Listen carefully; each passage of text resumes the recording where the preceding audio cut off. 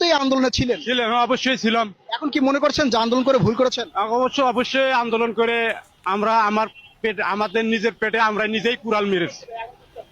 এখন বুঝতেছি আন্দোলন ওদের সাথে আন্দোলন করে আমাদের নিজের পেটে আমরা নিজেরাই কুড়াল মেরেছি।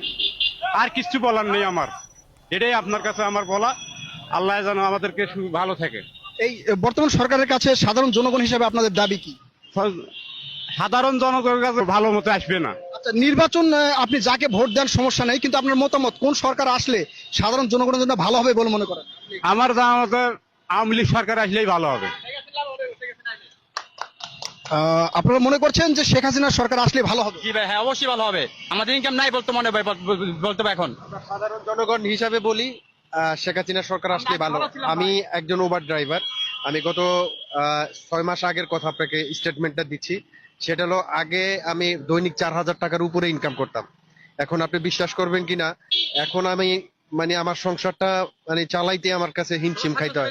আমি 400 টাকা কাম করছি ভাই, আগে 1000 টাকা কাম 1200 কাম করতে 1000 টাকা, আর 400 টাকা 750 বেড়ে ভাই কি আছে আমরা 2,000 টাকা ভাড়াও মারতে পারি না। অথচ আগে 6 মাস আগে, ইভেন 6 মাস আগে যেটা আমি প্রতি মাসে 4,000 টাকা ছিলাম।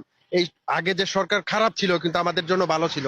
আমরা যারা সাধারণ মানুষ ছিলাম তারা না খায় থাকি নাই। তারা তখন ইনকাম বেশি ছিল, আমাদের আয় বেশি ছিল, আমাদের খরচ হলো, তারপর আমরা কিছু সেভিংস করতে পারছি।